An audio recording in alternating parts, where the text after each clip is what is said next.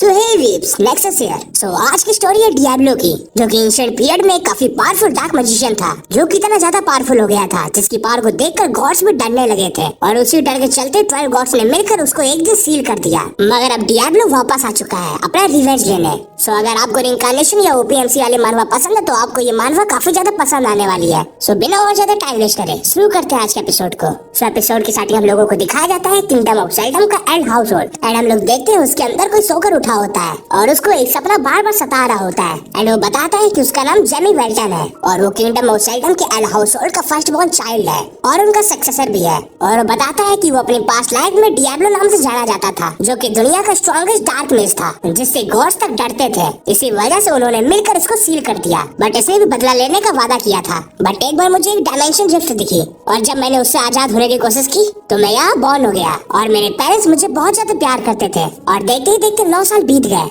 और मैं एक नोबल फैमिली में बड़ा हुआ। देन वो खिड़की से बाहर देखते हुए कहता है, हाँ आज का दिन भी लगता है थकावट वाला होने वाला है। और तभी उसको एक आवाज आती है, यंग मास्टर। वो उस तरफ देखता है तो वो उसकी नैनी होती है। वो कहती है, आखिर आप क्या कर रहे थे? जेमी कहता है, मैं बस बाहर का नजारा देख रहा था। और वो नैनी फालतू में ही उसकी तारीफ करने लगती है। देन वो उसको बहुत प्यार से तैयार कर देती है और उसको कहीं पर ले जाती है। वो डेस्टिनेशन पे पहुंचने के बाद कहती है, सर हमारे यंग मास्टर आ चुके हैं। जेमी सोच रहा होता है, अरे नहीं, फिर वो सब शुरू होने वाला है। और वो जिससे डर रहा होता है वो होती है उसकी खुद की फैमिली, क्योंकि वो बहुत ज्यादा बी लविंग होती है और उसको एक बिल्कुल प्यारे से बच्चे के जैसे ट्रीट करती है। बट जेमी भी उनके सामने जाते ही क्यूट बनने के नाटक करने लगता है। एंड उसकी फैमिली में 3 लोग होते हैं। एक होती है उसकी मदर, जो कि बेली हाउस होल्ड की सोल डॉटर होती है। एंड उसके फादर होते हैं किंगडम ऑफ सेल्डम के 5 स्वॉर्ड मास्टर्स में से एक, उनका नाम होता है आर्गनो वेल्टन। एंड लास्ट में होती है उसकी छोटी बहन सारा वेल्टन। और उसकी फैमिली काफी ज्यादा लवली है, इसी वजह से उसको भी क्यूट बनकर रहना पड़ता है। लेकिन ये सब उसको बिल्कुल भी पसंद नहीं है और वो इन सब चीजों की वजह से काफी ज्यादा थक जाता है। एंड अपने रूम में आते ही बेड पर ढेर हो जाता है। एंड वो कहता है, ये तो अच्छी बात है कि मैं थोड़ा सा बड़ा हो गया हूँ, नहीं तो एक छोटे बच्चे के तरीके बोलने में और क्यूट बनने में मेरी हालत खराब हो जाती थी। वैसे मुझे ये घर पसंद भी है क्योंकि यहाँ पर हर तरीके की फैसिलिटीज है और हाँ, एक बहुत बड़ी लाइब्रेरी भी है। और उसके पीछे एक छोटा सा मॉस्टर टाइप में कुछ आ जाता है। जेमी सोच रहा होता है, मेरी पावर्स अभी बहुत ज्यादा कम है, वैसे इससे भी बुरा कुछ हो सकता था, लेकिन मुझे कम से कम रिइंकार्नेटेड होके दूसरा चांस तो मिला। वो बेवकूफ 12 गॉड्स अभी भी जिंदा है और अभी भी उनका नेचर एक पैरासाइट जैसा है, क्योंकि वो अपने फॉलोअर्स से फीड करते हैं। हालांकि अभी इस टाइम मेरी पावर इतनी भी कम नहीं है, क्योंकि इस एरा में डार्क मैजिक प्रैक्टिस नहीं किया जाता। टाइम पूरी तरह से मेरे ही साइड है और तुम 12 गॉड्स अपने सिंहासन पे मजे कर लो, सिर्फ और सिर्फ तब तक जब तक मैं अपनी फुल स्ट्रेंथ रीगेन नहीं कर लेता। पर तभी वहाँ पर नैनी आ जाती है, जिसको देखकर वो बहुत ज्यादा क्यूट बनने लगता है। बट ये सब उसको सिर्फ और सिर्फ मजबूरी में ही करना पड़ रहा होता है। देन वो अपनी मदर के पास स्टोरी सुनने चला जाता है। देन थोड़ी देर बाद स्टोरी खत्म हो जाती है। उसकी मॉम मुझसे पूछती है, आखिर तुम्हें स्टोरी कैसी लगी? जेमी कहता है, बहुत अच्छी लगी और मैं भी एक दिन ग्रेट मेज बनूंगा। उसकी मॉम कहती है, मुझे पता है कि तुम बिल्कुल बनोगे, क्योंकि तुम काफी ज्यादा स्मार्ट हो। देन वो सरकास्टिक वे में कहती है, और वैसे भी तुम 3 मेज टीचर्स को तो हरा ही चुके हो, लेकिन तुम चिंता मत करो, फादर ने कहा है वो तुम्हारे लिए दुनिया में सबसे ज्यादा पावरफुल मेज ढूंढेंगे। देन जेमी वहाँ से जाने लगता है। उसके मदर पूछती, तुम क्या लाइब्रेरी जा रहे हो? वो कहता है, हाँ। देन तभी सीन चेंज होता है एंड हम लोग देखते हैं जेमी को, जो कि कहीं बैठकर बुक पढ़ रहा होता है। देन वो बुक को बंद कर देता है, क्योंकि जो भी वो उसमें ढूंढ रहा होता है वो उसको मिला नहीं होता। उसको बिल्कुल नई मानव ब्रीदिंग टेक्निक के बारे में जानना था और उसको किसी भी बुक में कुछ भी नहीं मिल रहा होता। वो कहता है, लेकिन अब मुझे यहाँ से जाना चाहिए, क्योंकि फिर से खाना खाने का टाइम आ चुका है। और वो वहाँ से जा ही रहा होता है, बट उसको रास्ते में कोई दिखता है और उस बंदे में से काफी भयंकर ऑरा निकल रहा होता है, जिसको देखकर जेमी समझ जाता है कि वो बहुत ज्यादा पावरफुल है। वो कम से कम रैंक 7 का तो मेज होगा ही, लेकिन वो इतना अंदर तक कैसे आ गया? क्या किसी ने उसको रोका नहीं? और या तो वो टेलीपोर्ट करके आया है और या तो कोई घुसपैठिया है जो कि हमारे यहाँ से कुछ चोरी करने आया है। वो उससे पूछता है, आखिर तुम कौन हो? वो बंदा जेमी को देखता है एंड उसको जेमी के अंदर से काफी ऑरा निकलता हुआ दिख रहा होता है। वो कहता है, हाँ इंटरेस्टिंग, वैसे भी शेर का बेटा शेर ही होता है, ये तो एक्स्ट्रा ऑर्डिनरी है।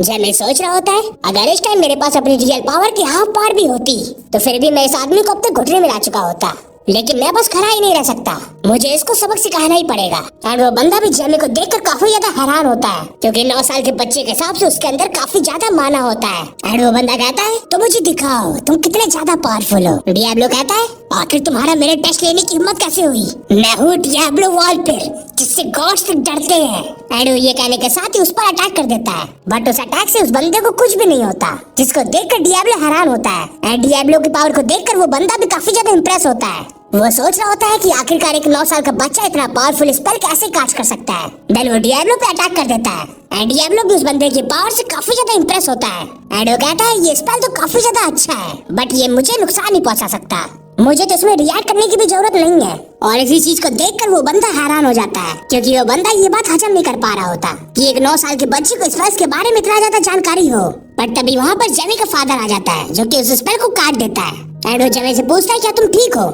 उसको देखकर डियाब्लो नाटक करने लगता है एंड काफी ज्यादा भोला बन जाता है जिस चीज को वो बंदा भी देख रहा होता है। देन डियाब्लो का फादर उस बंदे से कहता है मार्कस जो भी तुमने किया है वो तुम्हें एक्सप्लेन करना पड़ेगा। देन वो बंदा अचानक से हंसने लगता है और उसके फादर से मजाक करने लगता है। देन तभी सीन चेंज होता है एंड हम लोग देखते हैं मार्कस और आर्गनो बैठकर बात कर रहे होते हैं। आर्गनो कहता है जिस पर तुमने हमला किया था वो मेरा बेटा था। मार्कस कहता है हाँ मुझे पता है, जिसको सुनकर आर्गनो चिढ़ जाता है एंड कहता है क्या तुम्हें पता था वो मेरा बेटा है और उसके बाद भी तुमने ऐसा किया। मार्कस कहता है शांत हो जाओ शांत हो जाओ, पहले मेरी बात सुनो, मुझे ये बताओ तुम अपने बच्चे को कितना जानते हो। आर्गनो कहता है आखिर तुम्हारा मतलब क्या है। मार्कस कहता है तुम्हें क्या लगता है वो कितने आगे तक जाएगा। आर्गनो कहता है मैंने यही जानने के लिए तुम्हें यहाँ पर बुलाया था लेकिन तुमने उस पर अटैक कर दिया। मार्कस कहता है अगर ऐसी बात है तो तुम अपने बच्चे के बारे में ज्यादा कुछ नहीं जानते हो और हाँ मैं उसको अपना स्टूडेंट बनाने की तुम्हारी रिक्वेस्ट को रिजेक्ट करता हूँ। और हम लोगों को बताया जाता है मार्कस 8 रैंक का मेज है जो कि इस दुनिया का स्ट्रॉन्गेस्ट मेज है। आर्गनो सोच रहा होता है कि ये वर्ल्ड का स्ट्रॉन्गेस्ट मेज है तो आखिरकार ये मेरे बेटे को अपना स्टूडेंट क्यों नहीं बनाना चाहता। क्या मेरा बेटा उतना ज्यादा गिफ्टेड नहीं है जितना मैंने सोचा था। मार्कस उससे कहता है जैसा तुम सोच रहे हो वैसा बिल्कुल भी नहीं है। आर्गनो कहता है तो फिर बताओ तुम ऐसा क्यों कर रहे हो। मार्कस कहता है मैं उसको अपना स्टूडेंट इस वजह से नहीं बना रहा हूँ क्योंकि मैं उसको हैंडल नहीं कर सकता। तुम्हारे बेटे ने मेरे स्पेल के आर पार भी देख लिया, जिसको सुनकर आर्गनो हैरान हो जाता है एंड सोचता है ये तो इम्पॉसिबल है, मुझे पता था कि मेरा बेटा टैलेंटेड है लेकिन इतना ज्यादा। मार्कस कहता है तुम हैरान क्यों हो गए, मैंने बिल्कुल सही कहा है। जब मैंने उसके ऊपर स्पेल कास्ट किया था तो वो बहुत ज्यादा कॉन्फिडेंट था कि मेरे स्पेल से उसका कुछ भी नहीं होगा। और बस इतना ही नहीं, और अगर हम लोग ढंग से देखें तो तुम्हारा बेटा अभी भी राउंड 3 का एक मेज है, वो भी बिना किसी की हेल्प से। नहीं अगर हम लोग सही से कैलकुलेशन लगाए तो वो राउंड 4 का मेज है, वो एक प्रोडिजी है। बस इतना ही नहीं, मैंने उसके ऐसा लड़का कभी नहीं देखा, उसे किसी भी टीचर की जरूरत नहीं है, बस तुम जितना भी कर सकते हो उसका सपोर्ट करते रहो ताकि वो एक कंप्लीट मेज बन सके। और अगर मैं उसका पोटेंशियल बताऊं तो 9 रैंक का मेज बन सकता है जिनका जिक्र सिर्फ और सिर्फ किस्से और कहानियों में था, जिसको सुनकर आर्गनो की सिट्टी पिट्टी गुल हो जाती है। वो ये सुनकर हैरान हो चुका होता है कि उसका बेटा एक 9 रैंक का लेजेंडरी इमेज बन सकता है। तभी मार्कस वहाँ से उठता है एंड उससे माफी मांगता है क्योंकि उसने उसके बेटे के ऊपर अटैक किया था। देन वो वहाँ से टेलीपोर्ट हो जाता है। देन तभी सीन चेंज होता है एंड हम लोग देखते हैं डियाब्लो को जो कि अपने रूम में आया होता है एंड वो हमेशा की तरह काफी ज्यादा थका होता है। देन वो कहता है वो मेज तो काफी ज्यादा पावरफुल था क्योंकि उसने जो भी स्पेल यूज किया था उसको यूज करना कोई आम बात नहीं है। और उसको छोड़ो, उससे ज्यादा मैं इम्प्रेस हूँ अपने फादर से, उन्होंने उस अटैक को मक्खन की तरीके काट दिया। हाँ वैसे भी आखिर वो फादर ही किसके हैं, मेरे, तो उनसे मैं इतना तो एक्सपेक्ट कर ही सकता हूँ। और वो काफी खुश लग रहा होता है। तभी उसके पीछे से आवाज आती है क्या हुआ तुम इतने खुश क्यों हो। एंड वो आवाज होती है मार्कस की जो कि उसी के बेड में बैठा होता है, जिसको वहाँ पर देख के डियाब्लो चौंक जाता है। देन वो उसे पूछता है आखिर तुम यहाँ क्या कर रहे हो और तुम अंदर कैसे आए। मार्कस कहता है मैं तो बस टेलीपोर्ट होकर आया हूँ। डियाब्लो सोचता है मुझे पता था ये आम बुड्ढा नहीं है, लेकिन मुझे पता नहीं था कि ये इतनी आसानी से टेलीपोर्ट हो सकता है। मार्कस कहता है तुम अपने फादर के सामने तो काफी ज्यादा मासूम बन रहे थे लेकिन मेरे सामने आते ही तुम बिल्कुल चंट हो गए। डियाब्लो कहता है ऑब्वियसली क्योंकि फैमिली मेंबर्स और स्ट्रेंजर्स में फर्क होता है। देन मार्कस उसको एक बुक देता है एंड उससे कहता है तुम जो भी माइनर ब्रीथिंग टेक्निक यूज करते हो वो काफी ज्यादा पुरानी हो चुकी है, सो मैंने तुम्हें ये बुक दी है। इस बुक में माइनर ब्रीथिंग के बारे में सारे सीक्रेट्स हैं जो कि मैंने अपने हाथों से लिखे हैं और तुम पहले ऐसे बंदे हो जिसको मैं ये बुक पढ़ने को दे रहा हूँ। डियाब्लो उस बुक को ले लेता है एंड ध्यान से देखने लगता है। मार्कस कहता है मुझे तुमसे काफी ज्यादा उम्मीदें हैं, तो देखते हैं जब हम लोग दोबारा मिलेंगे तुम कितने ज्यादा पावरफुल हो चुके होगे। डियाब्लो कहता है तुम हैरान हो जाओगे, तो चलो इसकी बुक पढ़कर देखते हैं कि आखिर कितना शानदार मेज है। देन वो उसकी बुक को थोड़ी देर पढ़ने के बाद कहता है मुझे पता था कि ये बुक काफी ज्यादा अच्छी होने वाली है लेकिन मैं गलत निकला, ये तो सबसे अच्छी है, लेकिन इसमें जो भी कॉन्सेप्ट लिखे हैं वो काफी ज्यादा मुश्किल है क्योंकि इसके हिसाब से माना के पार्टिकल्स को छोटे छोटे टुकड़ों में तोड़ना पड़ेगा और तो और इतने ज्यादा छोटे टुकड़ों में कि हमारी स्किन उनको आराम से अब्सॉर्ब कर सके। ये इतना ज्यादा मुश्किल है कि हर कोई इसको नहीं कर सकता और ऊपर से इसको अपनी ब्रीथिंग टेक्निक से रिप्लेस करना नियरली इम्पॉसिबल है। लेकिन मैं भी कोई आम इंसान नहीं, मैं हूँ डियाब्लो। उस बुड्ढे ने सच में बहुत अच्छा काम किया है, मैं इस बुक का पूरा नॉलेज चूस लूंगा, लेकिन सबसे पहले मुझे तुम्हारी मदद चाहिए। एंड वो अपने हाथ में एक मॉन्स्टर को समन करने लगता है एंड वो अपने पेट से कहता है माना को ब्रेक डाउन करो। एंड डियाब्लो को ये कहते ही उसका पेट वही चीज करने लगता है। डियाब्लो कहता है उस बुड्ढे की बुक की टेक्निक में सिर्फ और सिर्फ एक बड़ी बाधा थी, और वो थी माना के पार्टिकल को बहुत छोटे छोटे टुकड़ों में तोड़ना। एंड उसके लिए काफी ज्यादा प्रैक्टिस एंड अच्छा फॉर्म चाहिए, लेकिन मुझे इन सब चीजों की जरूरत है ही नहीं, क्योंकि मेरे पास है ब्लैक। क्योंकि मेरे ब्लैक के साथ स्पिरिचुअल कॉन्ट्रैक्ट है, इसीलिए मेरे लिए माना को ब्रेक डाउन करने का काम वो करेगा। पहला ऑब्स्टिकल तो दूर हो गया, एंड दूसरा ऑब्स्टिकल ये है, अगर मेरे हार्ट में कोई भी माना ऑब्जॉर्ब करने की लिमिट होगी तो मैं सिंपली अपनी बाकी बॉडी पार्ट्स में ही माना स्टोर कर लूंगा। मुझे अब कोई नहीं रोक सकता।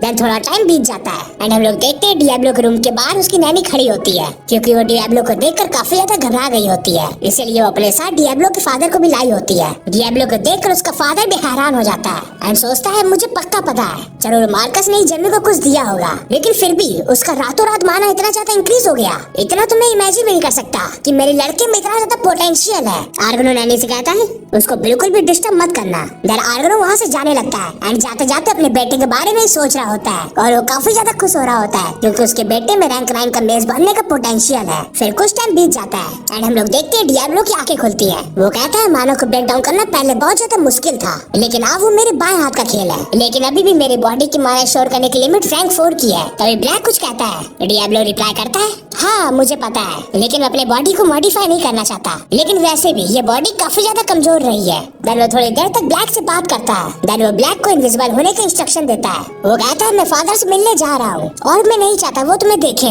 देन ब्लैक ऐसा ही करता है। डियाब्लो कहता है बहुत बढ़िया, मुझे अपने सर्वेंट से यही उम्मीद थी। देन वो वहाँ से जाने लगता है और उसके अंदर से ब्लैक एनर्जी का ऑरा निकल रहा होता है, और जैसे ही वो अपने फादर के पास पहुँचता है वो देखता है उनके पास एक बंदा भी बैठा होता है। वो बंदा कहता है आपके एरिया में पहले कोई भी तरीके का रिलीजन नहीं रहा है, मैं चाहता हूँ कि आपके लोग हमारे गॉड जेनेट में भरोसा रखें। आर्गनस कहता है बिल्कुल, अगर इससे मेरे लोगों की मदद होगी तो मैं उसको एक्सेप्ट कर लूंगा। वो बंदा कहता है आखिर आपका मतलब क्या है, मैं समझा नहीं। आर्गनस कहता है मेरा मतलब बस यही है, तुम्हारे गॉड जेनेट में भरोसा रखने से मेरे लोगों का फायदा ही होना चाहिए, और तभी मैं इसको अलाउ करूंगा, नहीं तो रहने दो फिर। और मुझे ये लगता है आप काफी ज्यादा बिजी हो गए, तो शायद से आपको चलना चाहिए। तो बंदा मुंह बनाकर वहाँ से चला जाता है एंड उस बंदे के जाते ही आर्गनस के एक्सप्रेशन पूरी तरीके से चेंज हो जाते हैं। इसका मतलब ये था वो उस बंदे से हंसी खुशी बात करने का नाटक कर रहा था। डियाब्लो भी उन सबकी बातें वहाँ पर छुप कर सुन रहा होता है, और उस आदमी को देखते कहता है मैं इसको जानता हूँ, वो सिंबल, और तो और मैं उसके बूढ़े फ्लैश में उसकी घिनौनी पावर को महसूस कर सकता हूँ। कैसे कैसे कैसे कैसे कैसे कैसे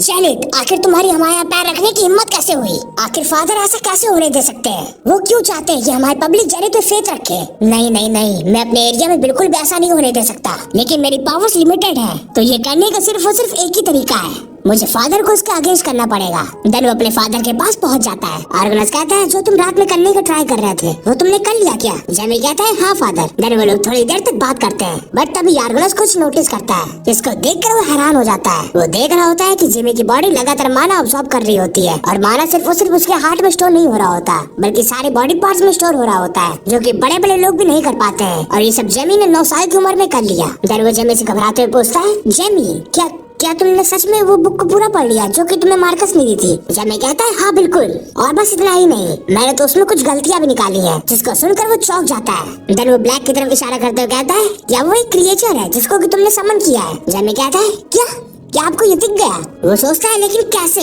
उसने तो इनविजिबिलिटी स्पेल का यूज किया था, आखिर फिर फादर ने उसको कैसे देख लिया? आर्गनस कहता है वो तो बैट की तरह लग रहा है ना, आखिर वो कितना बड़ा है? जेमी कहता है हाँ, मैंने उसको बैट के शेप में ही बनाया था, और मैंने ये बात आपको नहीं बताई ताकि आप हैरान न हो जाओ। जिसको सुनकर आर्गनस खुश हो जाता है और उसको अपने बेटे के ऊपर बहुत ज्यादा प्राउड हो रहा होता है। वो काफी देर तक उसकी बड़ाई करता रहता है, जिसकी वजह से आर्गनस का फिर से दिमाग खराब हो जाता है। देन तभी कुछ टाइम बीत जाता है एंड हम लोग देखते हैं डियाब्लो को, और उसने कोई हुडी जैसी पहनी होती है जैसे कि वो चोरी छुपे कहीं जा रहा हो। तभी वो ब्लैक को बुलाता है और वहाँ पर ब्लैक आ जाता है, और हम लोगों को ब्लैक का लुक भी चेंज लग रहा होता है। डियाब्लो ब्लैक से कहता है तो चलो, और ब्लैक उसको उड़ा के कहीं पे ले जाने लगता है। देन तभी सीन चेंज होता है एंड हम लोग देखते हैं 2 लोगों को जो कि बैठकर आपस में बहस कर रहे होते हैं, और हम लोगों को पता चलता है वो लोग क्रिमिनल होते हैं। उनका लीडर उन लोगों से ह्यूमन ट्रैफिकिंग करवा रहा होता है, बट अगर आर्गनो को ये सब पता चलेगा तो वो बहुत ज्यादा गुस्सा हो जाएगा, और फ्रेडी की खैर नहीं, इसी वजह से वो लोग काफी ज्यादा डर भी रहे होते हैं, और अगर वो अपने काम को छोड़ेंगे तो उनको उनको गैंग वाले नहीं छोड़ेंगे और अगर वो लोग काम करते रहेंगे तो ऑब्वियसली आर्गोन उनको खत्म कर देगा। इसी वजह से वो लोग काफी ज्यादा परेशान हो रहे होते हैं। तभी वहाँ पर डियाब्लो आ जाता है, जिसको देखकर वो लोग सतर्क हो जाते हैं। वो लोग उससे पूछते हैं आखिर तुम कौन हो?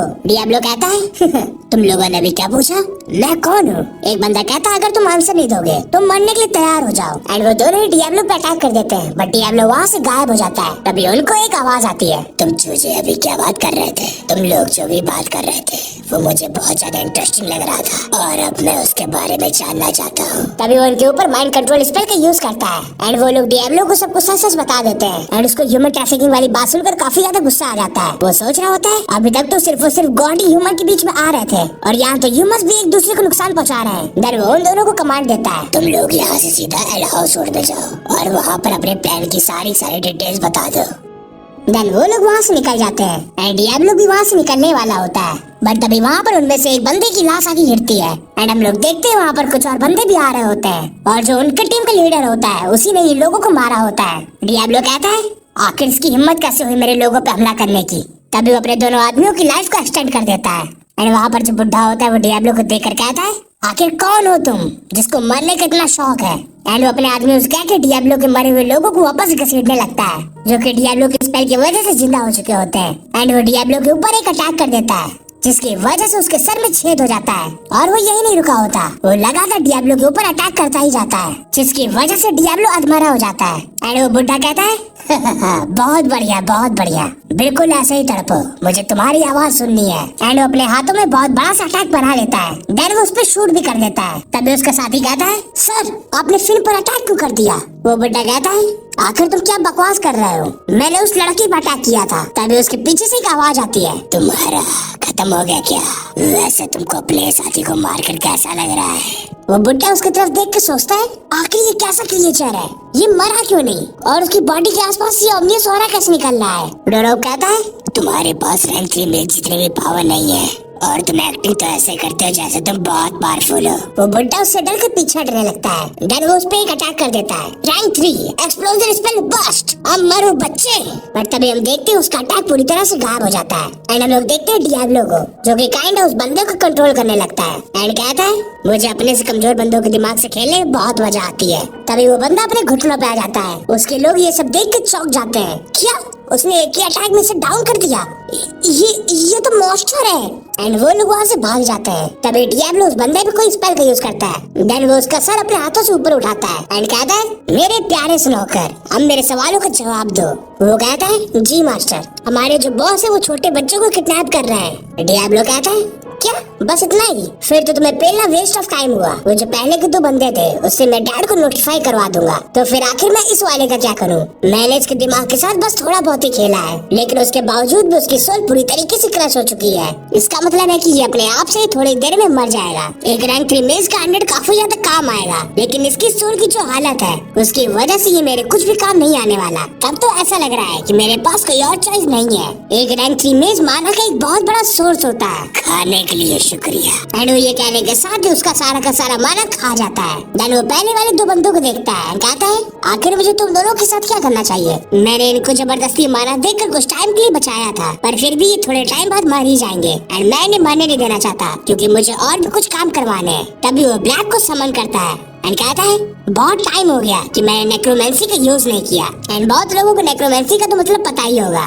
हाँ वही मरे हुए लोगों को ऐसा ज़ॉम्बी रिवाइव करना। डियाब्लो बताता है कि ये लॉज ऑफ नेचर के अगेंस्ट होता है, किसी के मरने के बाद उनको जिंदा करना और उनको उनकी मौत के बाद भी एक जिंदगी देना। जो भी हो तुम दोनों मेरे वफादार सर्वेंट जरूर बनोगे। ब्लैक मेरी मदद करो। तभी वो ब्लैक के साथ मिलकर कुछ करने लगता है एंड कहता है इमॉर्टैलिटी तुम्हें पुकार रही है, इसलिए तुम डेथ को भी सरपास करोगे। जागो जागो जागो।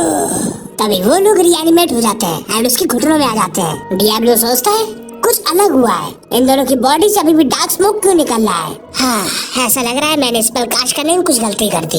ऐसे तो ये मेरे लिए किसी भी काम नहीं आएंगे। क्या मुझे इनको अनसमन कर लेना चाहिए? क्योंकि अगर इनके ऊपर ऐसे धुआं निकलता रहेगा तो ये लोग पब्लिक प्लेसेस में नहीं जा पाएंगे और इसी वजह से मैं इनसे अपना काम नहीं निकलवा पाऊंगा। तभी ब्लैक उनमें से एक के सिर पे बैठ जाता है एंड उसके आसपास का सारा स्मोक खा जाता है। डियाब्लो कहता है बहुत बढ़िया, मुझे पता नहीं तो तुम ये भी कर सकते हो, अभी ये दोनों मेरे काम आ सकते हैं। तुमने अच्छा काम किया ब्लैक। एंड वो उन दोनों से कहता है उठो, अब मैं तुम्हें तुम्हारा नाम दूंगा। तुम्हारा नाम पहले जेम्स था, तुम्हारा नाम अब हो गया है एजार्ड, एंड फिलिप का नया नाम होगा राइजा। हाँ, एजार्ड एंड राइजा, कितने बढ़िया नाम है। एजार्ड कहता है क्या तुम्ही ने हमें जिंदा किया है? तो डियाब्लो कहता है हाँ। एजार्ड जब डियाब्लो को देखता है तो उसकी पावर देखकर चौंक जाता है, क्योंकि डियाब्लो देखने में सिर्फ और सिर्फ 9 साल का बच्चा है एंड इसके बावजूद उसके आसपास इतना ओमनियस ऑरा निकल रहा है। ये तो बिल्कुल वैसा ही है जैसे मैंने किताबों में पढ़ा था, एक इविल जिसको एग्जिस्ट नहीं करना चाहिए था। ये देखने में तो वो लग रहा है। डियाब्लो कहता है बताओ तुम्हें मैं क्या लगता हूँ, एक डीमन किंग या फिर कुछ और?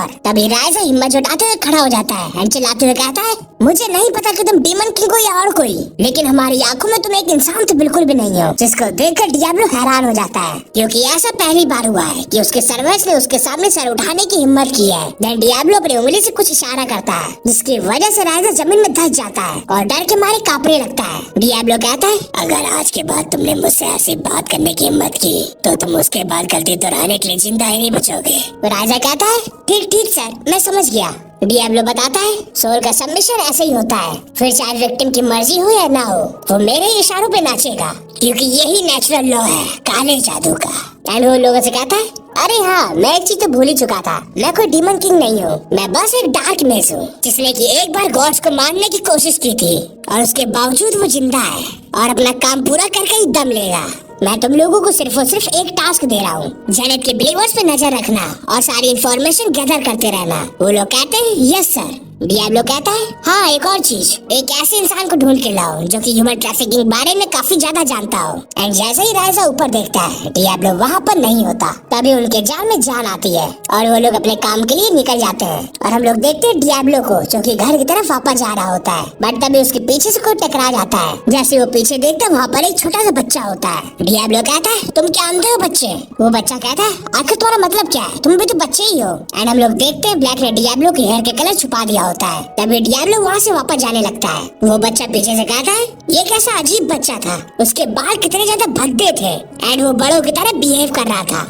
तभी ब्लैक डियाब्लो को रोक देता है, जिसको देखकर डियाब्लो हैरान हो जाता है और बहुत ज्यादा गुस्सा भी हो जाता है, क्योंकि ब्लैक ने उसका रास्ता रोकने की हिम्मत की थी सिर्फ और सिर्फ इस वजह से क्योंकि उस बच्चे ने उसको भद्दा बुलाया था। तब डियाब्लो उस बच्चे से कहता है अपनी जुबान पे लगाम लगाओ बच्चे, नहीं तो तुम एक बड़ी मुसीबत में फंस जाओगे। जिसकी वजह से वो बच्चा वहाँ से डर कर भाग जाता है। डियाब्लो ब्लैक से कहता है अब तुम खुश हो, चलो अब जल्दी से मुझे घर ले चलो। तभी हम लोग देखते हैं वो लोग घर पहुंच चुके होते हैं एंड डियाब्लो ब्लैक को डांट रहा होता है। वो कहता है जो गलती तुमने आज की थी वो दोबारा नहीं होनी चाहिए एंड ब्लैक भी उसकी बात को मान जाता है। तभी डियाब्लो बेड पर ढेर हो जाता है। तभी वो जेनेट के बारे में सोचने लगता है एंड काफी ज्यादा गुस्सा हो जाता है। देन वो कहता है मैं जेनेट के फॉलोअर्स को अपनी जगह पर कदम नहीं रखने दूंगा।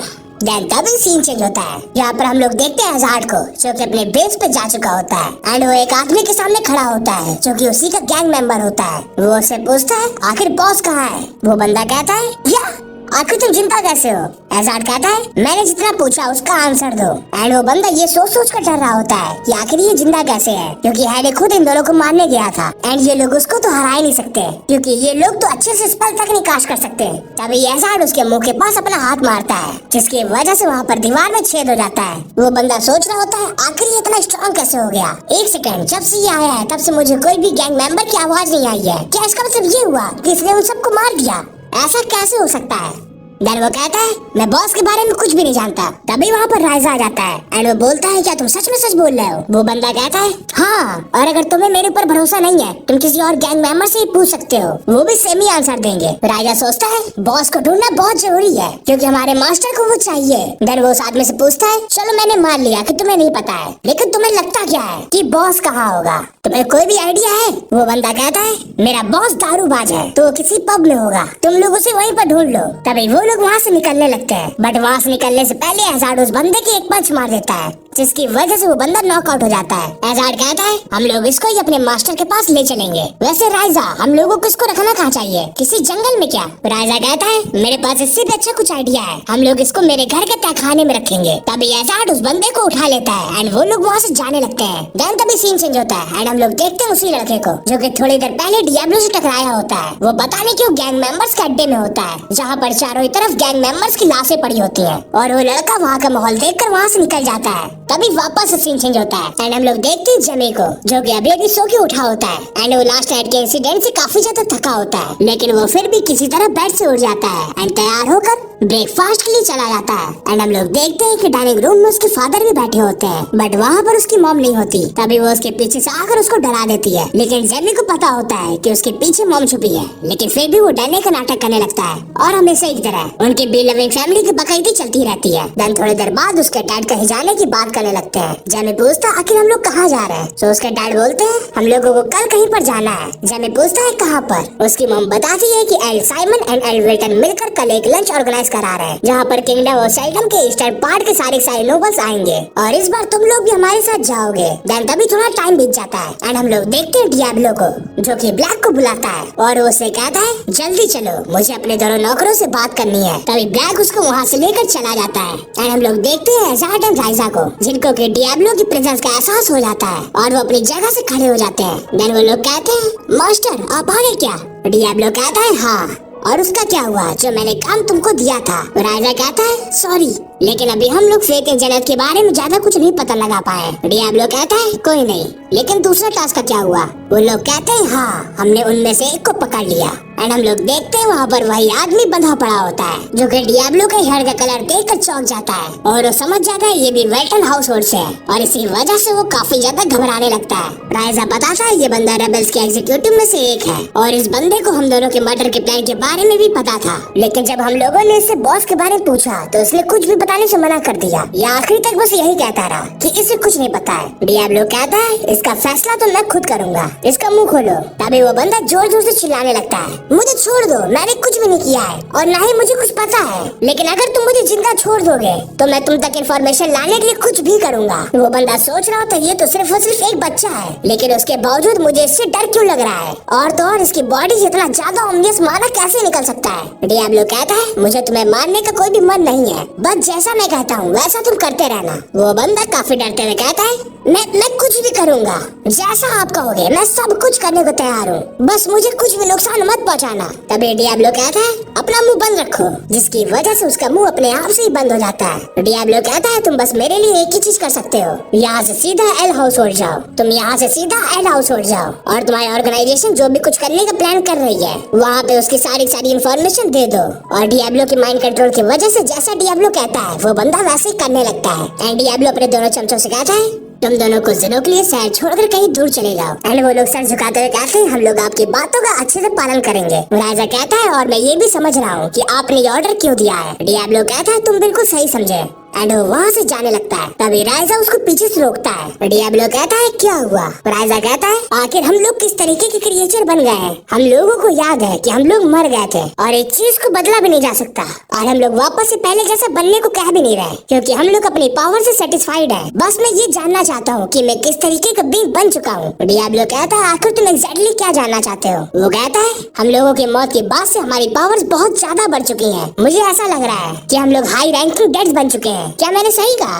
ये चीज को सुनकर डियाब्लो जोर से हंसने लगता है। राइजा कहता है क्या मैंने कुछ गलत कह दिया? अगर मैंने कुछ गलत कह दिया तो मुझे माफ कर देना। डियाब्लो कहता है नहीं, मुझे सच में हंसी आ गई, क्योंकि नॉर्मली अगर कोई भी अनडेड होता है वो मुझसे ये सवाल पूछता है कि क्या वो सच में मर चुका है, लेकिन तुम तो बिल्कुल अलग पूछ रहे हो। मैंने आज तक ऐसे डेड्स नहीं देखे जो कि अपनी लाइफ को इतनी जल्दी एक्सेप्ट कर लेते हो। तुम दोनों इंटरेस्टिंग हो। एंड वो मन में सोच रहा होता है सच में मैंने अपनी पूरी जिंदगी में ऐसे अनडेड नहीं देखे। नॉर्मली जो अनडेड होते थे जो भी मैं कहता था उसका पालन करते थे, उनके अंदर ज्यादा सोचने समझने की क्षमता नहीं थी, लेकिन ऐसा लगता है मैंने इन दोनों में कुछ खजाना ढूंढ लिया है। देन वो वहाँ से जाने लगता है। तभी हम लोग देखते हैं नेक्स्ट डे के सीन को, जहाँ पर जेमी एंड साइमन के यहाँ जा रहा होता है। एंड वो बताता है जैसे ही उसके फादर की ह्यूमन ट्रैफिकिंग के बारे में पता चला था वो गुस्से से आग बबूला हो गए थे और इसी वजह से उनका आज साइमन के पास जाने का प्लान पोस्टपोन हो गया और वो इन सब चीजों को सॉर्ट आउट करने में लग गए। देन वो सोचता है हम लोगों को वहाँ पहुँचने में बहुत ज्यादा टाइम लग रहा है, इससे बढ़िया मैं कोई टेलीपोर्टेशन स्पेल का यूज करके वहाँ पहुँच जाता। मैंने एक हिस्ट्री बुक में अपनी मौत के बाद के कुछ इंसिडेंट देखे थे। मेरी मौत के बाद एक बार तो अंडरवर्ल्ड के क्रिएचर अर्थ पर कब्जा करने आ गए थे एंड उस इंसिडेंट के कुछ दिन बाद तो खुद म खुद डीमन की को ही समन किया गया था, लेकिन कोई भी इवेंट इतने ज्यादा बड़े नहीं थे, किसी में भी इतनी ज्यादा तबाही नहीं मची थी। लेकिन अब और नहीं, मैं इस शांति को खत्म करूंगा और मैं सारे के सारे 12 गॉड्स को सबक सिखाऊंगा। मुझे फर्क नहीं पड़ता मेरे रास्ते में क्या क्या आता है, मैं हर चीज को रोनता चला जाऊंगा। एंड हम लोग देखते हैं वो लोग अपने डेस्टिनेशन पे पहुंच चुके होते हैं एंड जमी वहाँ का नजारा देख रहा होता है जो कि काफी ज्यादा सुंदर होता है और वो लोग पहले से थोड़ी दूर पर होते हैं। जेमी मॉम से कहता है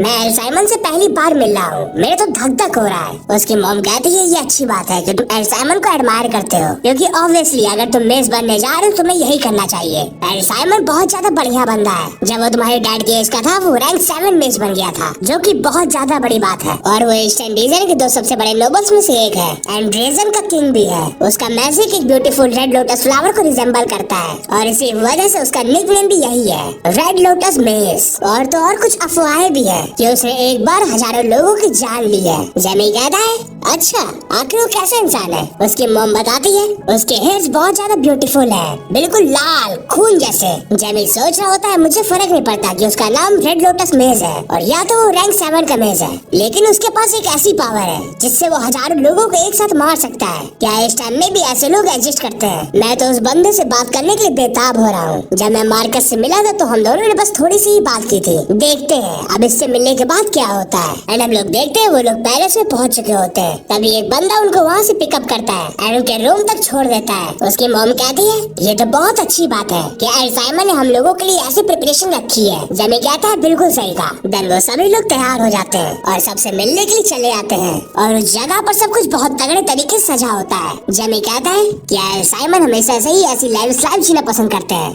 उसकी मॉम कहती है बिल्कुल सही कहा और जब तुम उसको देखना तब तुम चौक मत जाना। तभी कुछ औरतें आकर उसकी मॉम की तारीफ करने लगती हैं। जेमी सोच रहा होता है ये लोग एल हाउस होल्ड का भरोसा जीतने के लिए कितना नाटक कर रहे हैं। मैं ऐसे मतलबी लोगों को अच्छे से जानता हूँ एंड मुझे उनसे सख्त नफरत है और मैं इनके जैसे मतलबी लोगों को अच्छे से जानता हूँ। ये वैसे ही लोग हैं जैसे कि मिथकल एरा में होते थे एंड वो उस टाइम में गॉड से जुड़ने के लिए कुछ भी कर सकते थे। तभी वहाँ पर एक आदमी आता है एंड कहता है क्या सब लोग मुझे अच्छे से सुन रहे हैं? मैं एड हाउस होल्ड का एक हम्बल एंड वफादार सर्वेंट हूँ जिसको कि आप लोगों के स्वागत करने के लिए अपॉइंट किया गया है। आशा है कि आप लोग यहाँ की फैसिलिटीज से खुश होंगे एंड मैं आपसे रिक्वेस्ट करता हूँ कि आप सभी लोग अपने अपने सीट पर बैठ जाइए एंड वेलकम कीजिए एड साइमन की फैमिली का। तभी वहाँ पर एड साइमन आ जाता है एंड सभी लोगों को वेलकम करने लगता है और साइमन को देखकर जेमी हैरान हो जाता है और सोच रहा होता है ये तो बहुत ज्यादा पावरफुल है, ये शायद से मार्कस के लेवल का होगा। नहीं मुझे लगता है ये उससे भी स्ट्रॉन्ग है। मैंने जितना भी सोचा था ये तो उससे भी ज्यादा स्ट्रॉन्ग निकला। अब तो और ज्यादा मजा आएगा। तभी वहाँ पर साइमन आ जाता है एंड वो जिमी की मॉम से कहता है आप कैसी हैं? बहुत दिन हो गए हम लोगों के मिले हुए। वैसे एल वेल्टन कहीं नहीं दिख रहे, क्या वो नहीं आएंगे? वो कहती है नहीं ऐसी बात नहीं है, वो किसी जरूरी काम में फंस गए इसी वजह से वो कल आएंगे। साइमन कहता है अच्छा वैसे क्या ये आपका बेटा है? वो कहती है हाँ ये है मेरा बेटा जेमी विल्टन और ये है मेरी बेटी सारा विल्टन। चलो तुम दोनों अपना इंट्रोडक्शन दो। देन वो दोनों ही अपना इंट्रोडक्शन देते हैं एंड साइमन जिमी को काफी ध्यान से देख रहा होता है। जिमी सोचता है ये तो मुझे सिर से लेकर पैर तक निहार रहा है, तो फिर तो उसे कुछ ना कुछ इंटरेस्टिंग दिखाना ही पड़ेगा। और तभी जिमी अपनी थोड़ी सी पावर शो करता है जिसको देखकर साइमन मुस्कुराता है एंड कहता है तुम्हारा नाम जेमी है ना? जेमी कहता है बिल्कुल। साइमन कहता है तुम मुझसे बाद में मिलना, तब हम लोग अच्छे से बात करेंगे। जेमी कहता है बड़ी खुशी से और इसी के साथ साइमन वहाँ से चला जाता है। जेमी सोच रहा होता है जितना मैंने सोचा था ये तो उससे भी ज्यादा इंटरेस्टिंग निकला, इससे बात करने में तो और भी ज्यादा मजा आएगा। और हम लोग देखते हैं जैसे ही साइमन अपनी फैमिली के पास जाता है उसका बेटा उससे पूछता है वो जो वेल्टन हाउस होल्ड का लड़का है वो कैसा है? साइमन कहता है आखिर तुम्हें 9 साल के बच्चे में इंटरेस्ट कब से आने लगा? उसका लड़का कहता है हालांकि वो अभी बच्चा है लेकिन आगे चलकर वेल्टन हाउस होल्ड का वही तो हेड बनेगा और इसी वजह से मैं अपनी एज के नोबल्स को अच्छे से समझना चाहता हूँ। साइमन कहता है वो एक ब्राइट बच्चा है, क्या तुम्हें और उसके बारे में जानना है? साइमन की वाइफ अपने बेटे से कहती है उसके साथ अच्छे रिलेशन बना कर रखना क्योंकि हम लोगों की अलायंस वेल्टन के साथ काफी लंबे समय से रही है और तुम उसको खराब मत करना। वो कहता है आप चिंता मत करो, मैं बिल्कुल ऐसा नहीं करूँगा। देन वो अपने मन में सोचता है मॉम मुझे माफ कर देना क्योंकि मैं कभी भी इस तरीके के चूजे को अप्रिशिएट नहीं करूँगा, मैं उसको अपने सामने झुका के ही रहूंगा। तभी साइमन उसके कंधे पे हाथ रखता है, कहता है जैसे कि मुझे अपने बच्चे से उम्मीद थी। एंड ये सब चीजों को उसकी बहन दूर से देख रही होती है और एक काफी क्रीपी से स्माइल कर रही होती है। तभी हम लोग देखते हैं जिमी को जो कि उस जगह से निकलकर गार्डन में घूमने के लिए गया होता है एंड वो अपने से बात करते ही आगे बढ़ता रहता है। तभी उसके पीछे से किसी की आवाज आती है। जिमी उसी की तरफ अपना वेपन चार्ज कर देता है वो देखता है कि वो होती है एक बच्ची, जिसको देखते ही वो अपना अटैक वापस ले लेता है। उसके अटैक को देखकर वो लड़की काफी जोर से डर जाती है और रोने लगती है। वो कहती है, आखिर तुम कैसे लड़के हो जो तुम लड़की पे हाथ उठा रहे हो? जिमी कहता है, वो तो अच्छा हुआ कि तुम्हारी वो अटैक कनेक्ट नहीं हुआ। तुम्हें इस बात की वजह से मेरे लिए थैंकफुल होना चाहिए। वैसे तुम हो कौन और तुम मेरा पीछा क्यों कर रही थी? आखिर तुम्हारा नाम क्या है? तभी वो लड़की नखरे दिखाने लगती है क्योंकि वो जिमी को सिंप समझ रही होती है। लेकिन उससे क्या पता कि हमारा जो जिमी है वो सिंप नहीं सिग्मा है। वो कहता है, जो भी तुम गेम खेलना चाहती हो मैं उसको खेलने के मूड में बिल्कुल भी नहीं हूँ। एंड वो ये कहने के साथ ही उस लड़की के पैर के पास अटैक कर देता है, जिसकी वजह से वो लड़की काफी ज्यादा डर जाती है। वो कहता है, ये एक रैंक 2 का स्पेल था, एयर बुलेट। अगर किसी भी इंसान के पास लो मैजिक रेजिस्टेंस होगा तो ये बुलेट उसकी बॉडी के आर पार भी जा सकती है। और एक छोटी सी बच्ची तो पक्का इसके लिए एक बेहतर एग्जाम्पल होगा। तो ये बताओ, क्या तुम अभी भी मेरे सवालों को जवाब नहीं देना चाहती हो? इन सब चीजों की वजह से वो लड़की काफी ज्यादा डर जाती है और रोने लगती है। वो कहती है, मेरा नाम ऐश है, ऐश बैलेट। जिमी कहता है, बैलेट? हाँ, तुम क्या विस्काउंट बैलेट के घर की हो? वो बताती है, हाँ मैं बैलेट हाउस होल्ड की लड़की हूँ एंड मैं एक एलिमेंटलिस्ट भी हूँ। ये सुनकर जिमी हैरान हो जाता है एंड सोचता है, एलिमेंटलिस्ट तो काफी ज्यादा रेयर पाए जाते हैं और तो और काफी सारे लोग बहुत मेहनत मशक्कत करने के बाद भी एलिमेंटलिस्ट नहीं बन पाते। और ये लड़की कह रही है कि एलिमेंटलिस्ट है, ऊपर से इतनी छोटी सी एज में। मैं इस लड़के के आसपास स्पिरिट ऑफ विंड को सेंस कर सकता हूँ। ऐश कहती है, तुमने मेरा नाम तो पूछ लिया लेकिन अपना नाम क्यों नहीं बता रहे? आखिर तुमने इतने पावरफुल स्पेल का मेरे ऊपर यूज किया है। जेमी बताता है, मैं हूँ जेमी वेल्टन, वेल्टन हाउस होल्ड का बेटा। तुमसे मिलकर मुझे अच्छा लगा। ऐश बैलेट, वैसे मैंने कुछ सुना है कि तुम्हारे फादर विस्काउंट बैलेट मेरे फादर के एक बहुत अच्छे सर्वेंट है। तभी हम लोग देखते हैं एल्फ वेल्टन को, जो कि एक गुंडे के सामने खड़ा होता है एंड उसने उस गुंडे को बंदी बनाया होता है। वो कह रहा होता है, तुम लोग थोड़ा बहुत प्रॉफिट कमा रहे थे जिससे कि मुझे कोई भी फर्क नहीं पड़ता, मैं बस तुम लोगों पे दया दिखा रहा था। लेकिन आखिर तुम्हारी मेरे साम्राज्य के अंदर ह्यूमन ट्रैफिकिंग करने की हिम्मत हुई कैसे? तुम लोगों ने ऐसा करके बस अपनी मौत को बुलावा दिया है। अगर तुम लोग ऐसा ही चाहते हो तो मैं तुम्हें वो दूंगा जो तुम डिजर्व करते हो। एंड वो वहाँ से जाते हुए अपने लोगों से कहता है कि इसको कल फांसी में लटका देना। देन वो वहाँ से साइमन की ओर निकल जाता है एंड हम लोग देखते हैं जब उन गुंडों को फांसी दी जा रही होती है तो उनका बॉस भी थोड़ी दूर से उन लोगों को देख रहा होता है। देन वापस से सीन चेंज होता है एंड हम लोग देखते हैं जेमी को एंड ऐश उसका पीछा कर रही होती है। जेमी कहता है, आखिर तुम मेरा पीछा क्यों कर रही हो? तुम्हारे फादर मेरे फादर की नौकर है, लेकिन तुम मेरे पीछे पीछे क्यों आ रही हो? तभी ऐश रोते रोते उसका हाथ पकड़ लेती है एंड कहती है, क्योंकि मैं कभी भी अपनी एज के लड़के से नहीं मिली हूँ और मैं बस तुम्हारी दोस्त बनना चाहती हूँ। जिस चीज को सुनते ही जिम्मी के होश उड़ जाते हैं एंड थोड़ी देर सोचने के बाद वो वहाँ से निकलने लगता है एंड कहता है, तुम किसी और को ढूंढ लो, मैं तुम्हारा दोस्त नहीं बन सकता। जिसकी वजह से ऐश रोने लगती है। जिम्मी सोच रहा होता है, कितनी बेवकूफ बच्ची थी। दोस्त बनाना या दूसरों की केयर करना हम लोगों को अपने ऑब्जेक्टिव से दूर ले जाता है। मैंने बहुत टाइम पहले ये फीलिंग को त्याग दिया था। तभी उसके पीछे से उसको कोई पुकारता है एंड हम लोग देखते हैं वो होता है एड साइमन का बड़ा बेटा और ऑब्वियसली उसके साथ 2 चमचे भी होते हैं। जेमी उससे पूछता है, आखिर तुम्हें क्या चाहिए, तुम यहाँ पर क्यों आए हो? जिसको सुनते ही उसके जो चमचे होते हैं वो उसकी काफी ज्यादा बड़ाई करने लगते हैं एंड जेमी पर चिल्लाने लगते हैं, जिसकी वजह से जेमी की बुद्धि सनक जाती है एंड वो कहता है, शांत हो जाओ। उसकी बात उन लोगों के कान में जाते ही वो दोनों अपने मुंह से कुछ भी नहीं बोल पा रहे होते। वो जितना भी कोशिश करे बट उनके मुंह से कोई भी शब्द नहीं निकल रहा होता, जिसको देखते ही एल्फ के सांप सूख जाता है। वो कहता है, क्या तुमने इन लोगों पे साइलेंस स्पेल का यूज किया? जेमी कहता है, कम से कम तुम्हें इतना तो पता ही है, तुम एक बंदर होते हुए भी काफी ज्यादा इवॉल्व कर गए हो। इस चीज को सुनते ही एल्फ काफी ज्यादा गुस्सा हो जाता है। वो कहता है, मैं तुमसे बड़ा हूँ, आखिर तुम्हारी हिम्मत कैसे हुई मुझसे ऐसे बात करने की? जेमी कहता है, इससे फर्क नहीं पड़ता कि तुम बड़े हो या मैं छोटा हूँ, तुम्हारा काम क्या है वो बताओ, और अगर तुम ऐसा नहीं करते हो तो मैं तुम्हें भी चुप करवा दूंगा।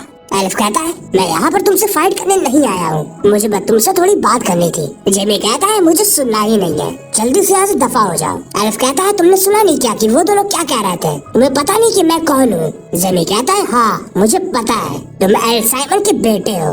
एल्फ कहता है, ये तो बड़ी अच्छी बात है कि तुम्हें सब चीज पता है, तो क्या हम लोग फॉर्मली कन्वर्सेशन नहीं कर सकते? अगर हम लोग अभी से ही दोस्ती कर ले तो अपने टाइम के सबसे बड़े नोबल बन सकते हैं। तो क्या सोचते हो, क्या हम लोग दोस्त बन सकते हैं? जेमी कहता है, नहीं, मुझे तुम में और तुम्हारे गेम्स में कोई भी तरीके की इंटरेस्ट नहीं है। तुम्हारा अगर काम खत्म हो गया हो तो यहाँ से दफा हो। जिसकी वजह से एल्फ गुस्सा हो जाता है और एक मैजिक स्टिक निकाल कर जेमी के सामने तान देता है। उसके बिहेवियर में सडन चेंज देखकर जेमी पहले तो हैरान होता है, बट देन थोड़ी देर में वो स्माइल करने लगता है और कहता है, ओह तो तुम हार मान कर लड़ाई पे उतर ही आए। एल्फ कहता है, मैं ये नहीं करना चाहता था बट तुमने मुझे मजबूर कर दिया। जेमी कहता है, तुम्हें ये सब करने की जरूरत नहीं थी, तुम्हें पता होना चाहिए कि अगर तुम ये सब करते हो तो तुम बहुत बड़ी मुसीबत में पड़ जाओगे। एल्फ कहता है तुम उसकी चिंता मत करो, जब तक मेरे पास ये है तब तक किसी को भी हमारी फाइट के बारे में बिल्कुल भी पता नहीं चलेगा। वो ये कहने के साथ ही अपने हाथ से एक आर्टिफैक्ट निकाल देता है और उसको कास्ट करके अपने आसपास एक ट्यूब बना देता है। जिमी कहता है आर्टिफैक्ट ऑफ इल्यूजन, हाँ?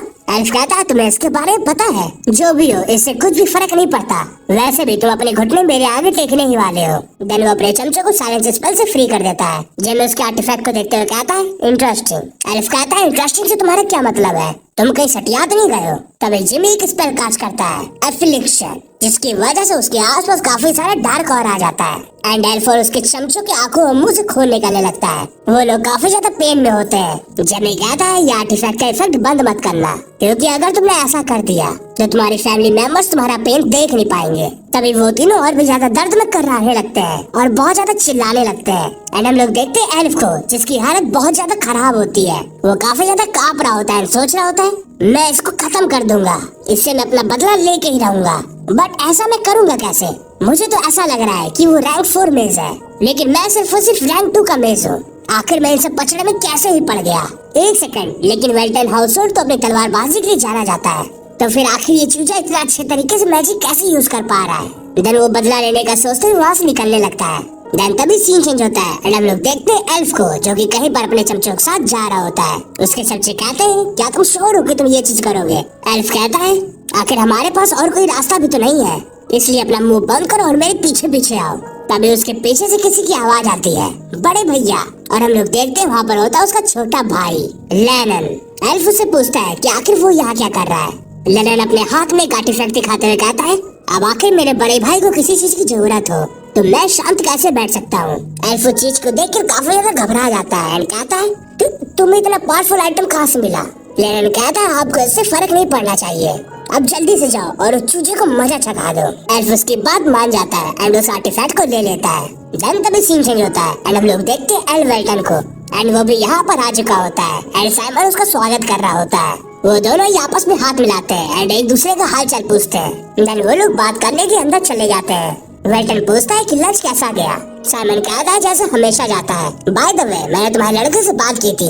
वेल्टन पूछता है अच्छा ऐसी बात है, तुम्हें मेरा लड़का कैसा लगा? साइमन बताता है कि तुम्हारा लड़का बहुत ज्यादा टैलेंटेड है, इतना ज्यादा टैलेंटेड कि कोई इमेजिन तक नहीं कर सकता, जिसको देखकर वेल्टन खुश हो जाता है। साइमन कहता है मैं अपनी लाइफ में जितने भी लोगों से मिल चुका हूँ वो उन सब में से सबसे ज्यादा गिफ्टेड है। नहीं मैंने गलत कहा, वो पूरे मैनकाइंड के हिस्ट्री में सबसे ज्यादा गिफ्टेड है। वेल्टन कहता है मार्कस ने भी यही कहा था। साइमन पूछता है क्या मार्कस भी जिमी से मिल चुका है? वेल्टन बताता है हाँ, मैंने उसको अपने घर में बुलाया था ताकि वो जिमी को पढ़ा पाए एंड उसका टीचर बन पाए, बट मार्कस ने मेरी ये बात नहीं मानी, उसने जिमी के टीचर बनने से इनकार कर दिया। साइमन कहता है ऐसा तो होना ही था क्योंकि तुम्हारा लड़का बहुत ज्यादा टैलेंटेड है, वो खुद ही अपना रास्ता चुन सकता है। और तो और मैं तो ये भी कह सकता हूँ कि वो रैंक 9 का मेज बन सकता है, जो कि सिर्फ और सिर्फ किस्से और कहानियों में होता था। साइमन कहता है मुझे तुमसे जलन होती है कि मेरे बेटे तुम्हारे बेटे जैसे गिफ्टेड क्यों नहीं है। मैं अपनी आंखों से देखना चाहता हूँ कि आखिर वो कितना ज्यादा पावरफुल बन सकता है। मैनकाइंड काफी ज्यादा वीक है, एल्फ, ड्रैगन्स, डीमंस वगैरह स्पीसीज हम लोगों से बहुत ज्यादा पावरफुल है। सिर्फ और सिर्फ तुम्हारे जैसे स्वॉर्ड मास्टर की वजह से इंसानियत में कुछ बैलेंस बना हुआ है। लेकिन सोचो क्या होगा जब हम लोगों के पास एक रैंक 9 मेज हो, हम लोगों के सामने ड्रैगन्स तक मुंह नहीं उठा पाएंगे, जो कि सबसे पावरफुल मैजिक क्रिएचर्स है। मैं तो बस यही चाहता हूँ कि इस पूरी दुनिया में इंसानियत का ही राज हो, और तुम्हें तो उस हिस्ट्री के बारे में मुझसे ज्यादा पता है, जो कि अब जबरदस्ती भुलाई जा चुकी है। देन वेल्टन वहाँ से निकलकर जिमी के रूम में आ जाता है। वो अपने बेटे को देखकर सोच रहा होता है तो क्या सच में ये इतना ज्यादा पावरफुल हो सकता है। देन वो थोड़ी देर तक अपने बेटे को देखने लगता है और मन में कुछ न कुछ सोचने लगता है। देन तभी सीन चेंज होता है एंड हम लोग देखते हैं हॉल को, जहाँ पर जिमी सोच रहा होता है कि आखिर मेरे फादर लास्ट नाइट को इतने ज्यादा डिप्रेस क्यों लग रहे थे। मैं उनके माइंड को पढ़ना चाहता हूँ, लेकिन जो भी मेरे पास अभी करंट पावर है उसके साथ मैं ऐसा कुछ भी नहीं कर सकता। तभी जिमी के पास ऐश आ जाती है। जिमी कहता है मैंने तुम्हें कल अच्छे से समझा दिया था कि मेरा पीछा करना बंद कर दो, बट वो उसकी बात नहीं मानती एंड अपने बहन को बुलाने लगती है। जिमी कहता है तुम्हें जो करना है करो, बस मैं यहाँ पर और नहीं रुकने वाला। ऐश कहती है तो इसमें प्रॉब्लम क्या है, हम लोग कम से कम एक दूसरे को इंट्रोड्यूस तो कर ही सकते हैं, वैसे भी हमारी फैमिली काफी ज्यादा क्लोज है।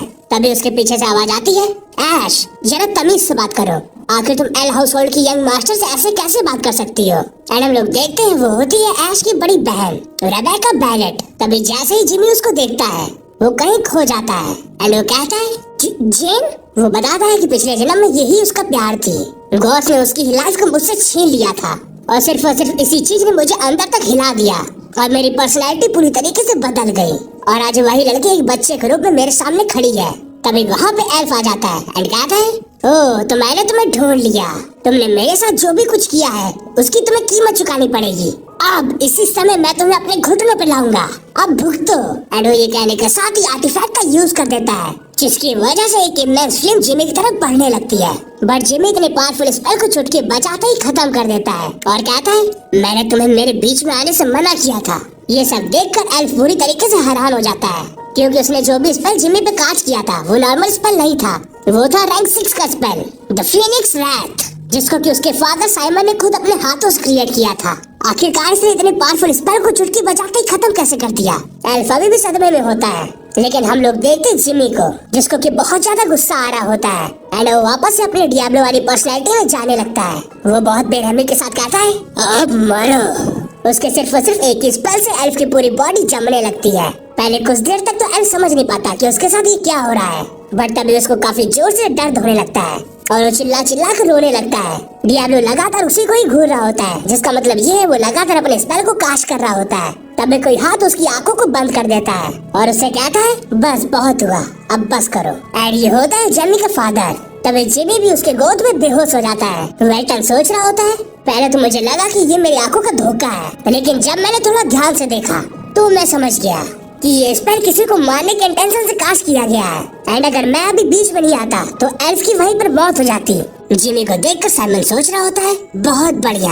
हालांकि वो स्पेल इनकम्प्लीट था क्योंकि एल्फ उसको सही से कास्ट नहीं कर पाया, और अगर वो स्पेल अच्छे से कास्ट हो चुका होता तो वो पूरे के पूरे हॉल को उड़ा सकता था। बट वेल्टन के बेटे ने इस स्पेल को तो पलक झपकते ही खत्म कर दिया। ऐसा तो सिर्फ और सिर्फ पोटेंशियल रैंक 9 में ही कर सकता है। ऐसा लगता है कि मुझे कोई मिल गया है जो कि मेरे लिए मेरे सपनों को पूरा करेगा। तभी एल्फ की मॉम एल्फ के पास पहुंच जाती है और अपने बेटे की खराब हालत देखकर काफी ज्यादा गुस्सा होने लगती है। वो कह रही होती है, उस लड़के ने हमारे प्यारे बेटे को हर्ट किया है, क्या आप कुछ भी नहीं करने वाले। तभी वहाँ पर जिमी की मॉम आ जाती है, जो कि काफी ज्यादा गुस्से में होती है। वो कहती है, चलो अब सीधी सीधी बात करते हैं। तुम्हारे ही बेटे ने मेरे बेटे के ऊपर सबसे पहले हमला किया था, और तो और बस इतना ही नहीं, उसने उसके ऊपर इतना पावरफुल स्पेल का यूज किया। सबने वो देखा, क्या आपकी आंखें बंद थी, और बात और भी ज्यादा आगे बढ़ने लगती है। तभी वेल्टन उसके बीच में आ जाता है। वो अपनी वाइफ से कहता है, बस करो, अब बहुत हुआ। लेकिन जिमी की मॉम काफी ज्यादा गुस्से में होती है। वो लगातार एल्फ की मॉम के ऊपर गुस्सा कर रही होती है। तभी उन दोनों के बीच में साइमन भी आ जाता है। उसकी वाइफ ये चीज देखकर काफी ज्यादा खुश होने लगती है। उसको लग रहा होता है कि वो उसका ही साइड लेगा, लेकिन होता तो बिल्कुल इसके उल्टा है। साइमन जिमी की मॉम से माफी मांगता है, जिसको कि सुनने के थोड़ी देर बाद उसकी मॉम वहाँ से जाने लगती है। लेकिन अभी भी उसका गुस्सा पूरी तरीके से खत्म नहीं हुआ होता। देन उन लोगों के निकलने के बाद साइमन सभी लोगों से माफी मांगता है, जिसकी वजह से पूरा हॉल खाली हो जाता है। तभी एल्फ की मॉम साइमन पे काफी ज्यादा गुस्सा हो जाती है एंड कहती है, एल्फ तुम्हारा ही बेटा है, लेकिन फिर भी तुम उसके लिए क्यों नहीं खड़े हुए। साइमन कहता है, चुप हो जाओ, और यहाँ पर बहुत सारे लोग हैं, हम लोग अंदर जाके बात करेंगे, इसलिए जल्दी से अंदर जाओ। और अंदर जाने के बाद भी उसकी वाइफ साइमन पे चिल्ला रही होती है, लेकिन साइमन उसको पूरी तरीके से इग्नोर कर रहा होता है। वो एल से पूछता है, आखिर तुमने ऐसा क्यों किया, और तो और ये मत कहना कि तुमने बस और बस ये सब मेरी अटेंशन पाने के लिए किया। लेकिन एल्फ कुछ भी जवाब नहीं दे रहा होता। साइमन कहता है, अपना मुख खोलो, क्या तुम्हें पता भी है कि जो भी तुम जल्दबाजी में डिसीजन लेते हो उससे सभी लोगों पे गलत इम्पैक्ट पड़ता है, और ये सब चीजें हमारे किंगडम के लिए बिल्कुल भी फेवर में नहीं है। एल्फ काफी ज्यादा डरते हुए कहता है, मैंने इन सब चीजों के बारे में बिल्कुल भी नहीं सोचा, मैं बस उस चूजे को मजा चखाना चाहता था। साइमन उससे पूछता है, आखिर तुम्हें वो आर्टिफैक्ट किसने दिया। वही आर्टिफैक्ट जिसमें की फीनिक्स रैथ थी। एल्फ अपने मुंह से अपने भाई का नाम नहीं बता पा रहा होता, वो काफी ज्यादा रो रहा होता है। साइमन कहता है, एल्फ तुम्हें पता है मैं कोई भी सवाल दोबारा नहीं पूछता, अब तुम्हारे पास सिर्फ और सिर्फ लास्ट चांस है, मुझे बताओ कि वो तुम्हें किसने दिया। एल्फ डर के मारे अपने भाई का नाम ले लेता है। तभी उसके भाई को वहाँ पर बुलाया जाता है, जिसकी वजह से लेनन वहाँ पर आ जाता है। वो इस बात से काफी ज्यादा गुस्सा होता है कि उसके भाई ने उसका नाम ले लिया, लेकिन वो फिर भी बहुत इनोसेंट सा चेहरा बना लेता है एंड कहता है, फादर क्या आपने मुझे बुलाया था। साइमन कहता है, सच सच बताओ, क्या वो तुम ही थे जिसने कि एल्फ को उसके हाथों में फीनिक्स रैथ का आर्टिफैक्ट दिया था। लेनन कहता है, आपने बिल्कुल सही कहा, वो मैंने ही दिया था। साइमन पूछता है, आखिर तुमने इतना खतरनाक आइटम उसको क्यों दिया। लेनन बहाना बनाते हुए कहता है, क्योंकि एल्फ मेरा भाई है और मैं उसको दुखी होता हुआ नहीं देख सकता था, इसी वजह से मैंने उसकी हेल्प करने के इंटेंशन से उसको वो दिया था। साइमन कहता है नहीं नहीं नहीं, ये बात नहीं है, तुमने ये सब इस वजह से किया था क्योंकि तुम अपने बड़े भाई को कंट्रोल करना चाहते थे। जिसको सुनते ही लेनन चौंक जाता है। वो सोच रहा होता है आखिरकार इनको कैसे पता चला। साइमन कहता है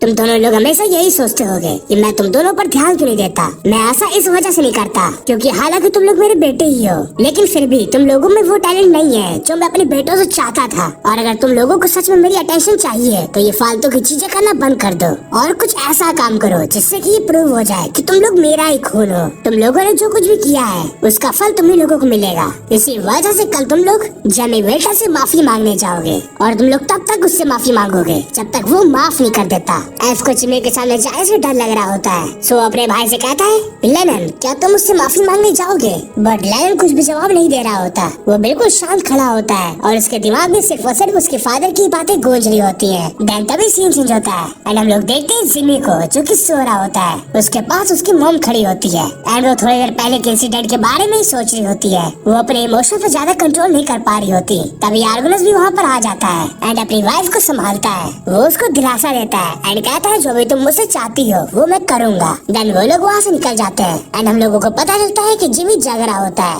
वो सोच रहा होता है कि मेरे पेरेंट्स मेरी काफी ज्यादा चिंता कर रहे हैं और आखिर करे भी क्यों ना, क्योंकि मैंने पहली बार अपना कंट्रोल खोया है और अगर वहाँ पर फादर नहीं आते तो मैं एल्फ को मार चुका होता। देन वो आंखें बंद करके जेल के बारे में सोचने लगता है। वो सोच रहा होता है मुझे तो विश्वास ही नहीं हो रहा है कि वो भी मेरे साथ रिंकार्नेटेड हुई है, लेकिन मेरे सील हुए काफी साल बीत चुके हैं। सो मेन सवाल ये है वो तब रिंकार्नेट क्यों नहीं हुई। वो बस और बस तभी रिंकार्नेट हुई है जब मैं रिंकार्नेट हुआ। क्या ये सब बस और बस किस्मत है या इन सभी चीजों को कोई कंट्रोल कर रहा है। बस मुझसे ये मत कहना कि इन सभी चीजों के पीछे वही 12 गॉड्स हैं। अरे यार आखिर मैं ये सब सोच ही क्यों रहा हूँ, क्योंकि अगर वो गॉड्स को मेरी रिंकार्नेशन के बारे में पता होता तो वो लोग मुझे जिंदा नहीं छोड़ते और फिर से मुझे कैद करने के लिए यहाँ पर आ जाते। देन वो अपनी आंखें बंद कर लेता है और तभी सीन चेंज होता है और हम लोग देखते हैं एक आदमी को जो कि एक कबूतर के थ्रू किसी को मैसेज भेज रहा होता है एंड उस मैसेज में जिमी के बारे में लिखा होता है और वो बंदा उस कबूतर को उड़ा देता है। तभी कुछ टाइम बीत जाता है और हम लोग देखते हैं जिमी को जो कि गार्डन में टहल रहा होता है एंड वो जेन के बारे में ही सोच रहा होता है। तभी उसको कहीं से पानी की आवाज आती है जिसको सुनते ही वो चौकन्ना हो जाता है एंड जब वो उस आवाज को पीछा करता है वो देखता है वहाँ पर बैठी होती है जेना। जिमी उससे बात करता है। वो सोच रहा होता है जेन इस लाइफ में भी एक वाटर एलिमेंटलिस्ट बन गई है, ऐसा कैसे हो सकता है। एंड वो इन्हें सब बातों में ही खोया हुआ होता है। तभी जेन उसको टोकती है लेकिन अभी भी वो कुछ भी नहीं बोलता। जेन को लग रहा होता है कि अभी भी वो कल के हादसे की वजह से सदमे में है, इसी वजह से वो उसको हक कर लेती है। देन वो उसे पूछती है क्या तुम ठीक हो। वो कहता है हाँ मैं बिल्कुल ठीक हूँ। रेबेका कहती है ये अच्छा ही हुआ कि आप यहाँ पर आ गए क्योंकि हम लोगों की कल कन्वर्सेशन अधूरी रह गई थी। जेमी कहता है मैं भी यही सोच रहा था। रेबेका काफी ज्यादा ब्लश कर रही होती है। जेमी पूछता है वैसे मैंने तो ऐसा सुना है कि बैलेट फैमिली के लोगों का कॉन्ट्रैक्ट सिर्फ और सिर्फ विद एलिमेंट के साथ ही होता है। रेबेका कहती है मैं भी विंड एलिमेंट के साथ ही अपना कॉन्ट्रैक्ट बनाना चाहती थी और मैंने ऐसा ट्राई भी किया, लेकिन कोई भी विंड एलिमेंट मेरे साथ कॉन्ट्रैक्ट बनाने को राजी नहीं था। और कुछ टाइम बाद एक वाटर एलिमेंट मेरे पास आया जिसने कि मुझसे कॉन्ट्रैक्ट बनाने की बात की। उसके हिसाब से यही मेरा फेट है। वैसे नॉर्मली तो मुझे अपने फादर से इसके बारे में पूछना चाहिए था, लेकिन तब पता नहीं क्या हुआ मैंने ऑन द स्पॉट ये कॉन्ट्रैक्ट बना लिया। जिमी सोचता है मैं समझ गया, किंग एलिमेंटल को इसके बारे में पता होगा। वो बताता है कि किंग एलिमेंटल के साथ जो भी कॉन्ट्रैक्ट होता है वो बाकी कॉन्ट्रैक्ट से अलग होता है क्योंकि ये कॉन्ट्रैक्ट सोल से होता है। एंड मेरे ख्याल से जैसे ही जेन की सोल रेबेका के रूप में रिंकार्नेट हुई वैसे ही इन सब चीजों के बारे में किंग एलिमेंटल को पता चल चुका होगा। जिमी रेबेका से कहता है अच्छा तो फिर क्या हुआ था, क्या विस्काउंट बैलेट ने तुम्हारे ऊपर चिल्लाया था। वो कहती नहीं, बस वो थोड़ा सा मुझसे डिसअपॉइंटेड थे जो कि मैं भी हुई हूँ। जिमी कहता है ऐसी बात नहीं है, तुम थोड़ी स्पेशल हो क्योंकि मैंने आज तक ऐसी एलिमेंटल स्पिरिट के बारे में नहीं सुना है जो कि अपने आप से ही लोगों से कॉन्ट्रैक्ट बनाने के लिए इंसिस्ट करती हो, इसलिए तुम्हें अपने ऊपर कॉन्फिडेंस होना चाहिए। देन वो वहाँ से जाने लगता है। रेबेका सोच रही होती है मैं चाहती थी ये थोड़ी देर और बैठकर मेरे साथ बात करे। एक सेकंड, आखिर मैं ब्लश क्यों कर रही हूँ। देन हम लोग देखते हैं जिमी को जो कि साइमन के हाउस होल्ड में वापस आ चुका होता है और जैसे ही वो उसके अंदर कदम रखता है उसके सामने खड़े होते साइमन के दोनों बेटे। वो उनसे पूछता आखिर तुम्हें क्या चाहिए, तुम लोग यहाँ पर क्या कर रहे हो। तभी एल्फ उसे सॉरी बोलने लगता है। जिमी पहले तो कुछ समझ नहीं पाता कि आखिर ये सब चल क्या रहा है, बट देन वो सब कुछ समझ जाता है कि साइमन ने एल्फ को अपनी गलती की माफी मांगने के लिए मेरे पास भेजा है। वो कहता है अच्छा ये सब तो ठीक है, लेकिन तुम्हारे बगल में ये जो लड़का खड़ा है ये कौन है। एल्फ बताता है ये मेरा तुम्हारा छोटा भाई है। जिमी कहता है तो फिर ये यहाँ पर क्यों आया है? क्या तुम्हें अकेले मेरे सामने आने से डर लगता है? लेनन कहता है ऐसी बात नहीं है, एक्चुअली वो बंदा नहीं था जिसने उसको आर्टिफैक्ट दिया था, जिसका यूज करके इसने तुम्हारे ऊपर हमला किया। ये सुनते ही जिमी को गुस्सा आने लगता है। वो उससे उसका नाम पूछता है। लेनन अपना नाम बताता है। जिमी उसकी मैजिकल एनर्जी को नोटिस कर रहा होता है और उसको देखकर वो ये कंक्लूड करता है कि एल्फ का छोटा भाई उससे ज्यादा टैलेंटेड एंड होशियार है। लेकिन मैं ये सोच रहा हूँ आखिर एल साइमन इतनी ज्यादा पोटेंशियल को देख क्यों नहीं पा रहे? वो अपने बेटों से इतना ज्यादा डिसअपॉइंटेड क्यों है? तभी लेनन बहुत सियाना बनकर कहता है एल्फ ने अपनी गलती की माफी मांग ली है और ऑब्वियसली तुमने उसको माफ कर ही दिया होगा। सो अब हम लोगों को यहाँ से चलना चाहिए, जिसकी वजह से जिमी इरिटेट होने लगता है। एंड वो एल्फ से कहता है एल्फ मुझे ऐसा लगता है कि अपने हाउस होल्ड में तुम्हें अपनी पोजीशन बनाने के लिए काफी ज्यादा मेहनत करनी पड़ेगी। मैंने सही कहा ना लेनन? तभी जिमी लेनन के बिल्कुल पास पहुँच जाता है एंड कहता है तुम लोग चाहे जो भी करो मुझे उससे फर्क नहीं पड़ता, बट अगर लास्ट इंसिडेंट में तुम भी इन्वॉल्व थे और या तो उसके मास्टरमाइंड थे तो एक छोटी सी पनिशमेंट तो तुम्हारे लिए भी बनती है। जिसको सुनते ही लेनन चौंक जाता है और थोड़ा डरने लगता है। तभी लेनन को एक डार्क ऑरा घेरने लगता है। उसको अपनी बॉडी बिल्कुल कोल्ड महसूस हो रही होती है। उसको ऐसा लग रहा होता है कि वो जमा जा रहा है। तभी वो अपने घुटनों पे गिर जाता है और उसको चारों तरफ अंधेरे में सिर्फ और सिर्फ एक ही चीज दिख रही होती है, जो कि बहुत बड़ी सी आंख, जो कि जिमी को रिप्रेजेंट कर रही होती है। वो कह रहा होता है मैं सिर्फ और सिर्फ तुम्हें एक ही बार माफ करूंगा।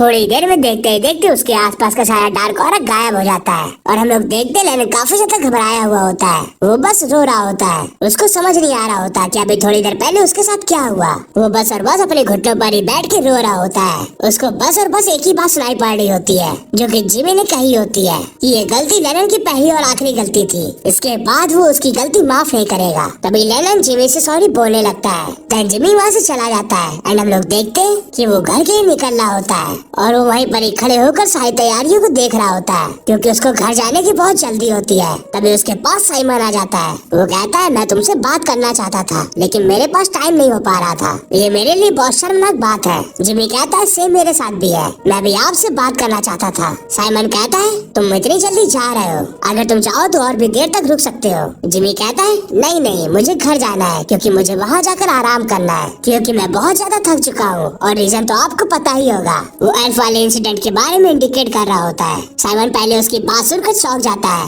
बट देन वो स्माइल करने लगता है। वो जिमी से कहता है मैजिकल सोसाइटी ने तुम्हें नोटिस कर लिया है, वैसे तुम्हें अपने पोटेंशियल के बारे में तो पता ही होगा, तुम एक गिफ्टेड हो। जिमी कहता है बिल्कुल मुझे पता है। बाय द वे वो जो लेनन नाम का लड़का था मैंने उसको थोड़ा सा मजा चखा दिया, सो कोई प्रॉब्लम तो नहीं है ना? साइमन कहता है जैसा कि मैंने सोचा था। जिमी कहता है मैंने जो भी तुम्हारी बेटी के साथ किया है उसकी वजह से तुम गुस्सा क्यों नहीं हो? साइमन कहता है मैं गुस्सा क्यों ही होगा, वो बस और बस अपने कर्मों का फल झेल रहा है। जिमी बताता है वो जो लेनन है वो मैजिक में काफी अच्छा है, अगर आप उसको ट्रेन करोगे तो वो एक अच्छा खासा मेज बन सकता है। साइमन कहता है मैं इसके बारे में जानता हूँ, उसका पोटेंशियल बाकियों से ज्यादा है, लेकिन वो फिर भी काफी नहीं है। जिमी इरिटेट होते हुए कहता है अगर तुम उसको थोड़ा सिखा भी दोगे तो तुम्हारे बिगड़ क्या जाएगा? वैसे भी उसके अंदर इतना तो पोटेंशियल है कि वो एक न एक दिन तुम्हारे जितना पावरफुल बन सकता है, बट अगर तुम उसके ऊपर इतना प्रेशर बना के रखोगे तो ऐसा कभी नहीं होगा। ये सब कुछ आप ही की गलती है। ये सुनते ही साइमन चौंक जाता है। जिमी कहता है आपके बेटों ने गलत रास्ता इस वजह से चुना क्योंकि आप हमेशा उन्हें नकारते ही आए एंड वो दोनों आपका टेंशन पाना चाहते थे। साइमन कहता है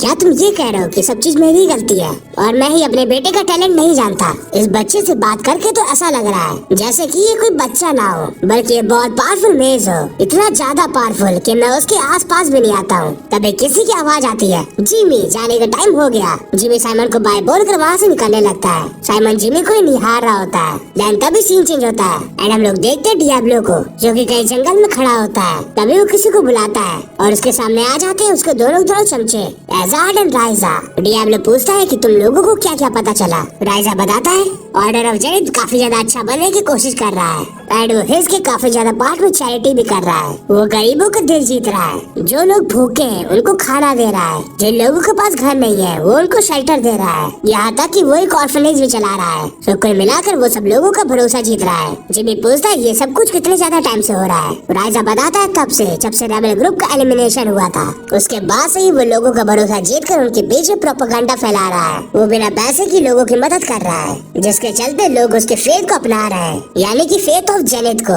सभी के सभी लोग धीरे धीरे जेनिथ के फॉलोअर्स बनते जा रहे हैं। ऑर्डर ऑफ जेनिथ के बारे में ये सब बातें सुनकर डियाब्लो हैरान हो जाता है। जेनिथ तो ऐसा पर्सन है ही नहीं जो कि अपने अलावा दूसरों के बारे में सोचे भी। वो सिर्फ और सिर्फ अपना भला करना ही जानता है। तो आखिरकार ये सब अच्छी चीजें क्यों करवा रहा है? वो अपने चमचों से पूछता है, तुम्हें क्या लगता है क्या वॉर एंड पीस दोनों को एग्जिस्ट कर सकती है? राजा कहता है नहीं, बट मेरे ख्याल से वो को रिलेट जरूर कर सकती है। डियाब्लो कहता है तुमने बिल्कुल सही बोला, और यही सेम चीज जेनिथ भी कर रहा है। वो पीस के होने का ढोंग कर रहा है, लेकिन इसकी ढोंग की नींव खोखली है, क्योंकि मैं ये जानता हूँ कि उसके डिवाइन पावर का फुल पोटेंशियल सिर्फ और सिर्फ वॉर टाइम में ही बाहर आता है। लेकिन इस टाइम उसके फॉलोअर जो भी कर रहा है वो उसके खुद के नेचर से बिल्कुल उल्टा है। तो तुम लोग जाओ और पता करो कि उसके फॉलोअर्स इतनी अच्छी हरकतें क्यों कर रहे हैं। तभी वो लोग वहाँ से चले जाते हैं। डियाब्लो कहता है मैं इस चीज की जड़ों तक जाऊंगा।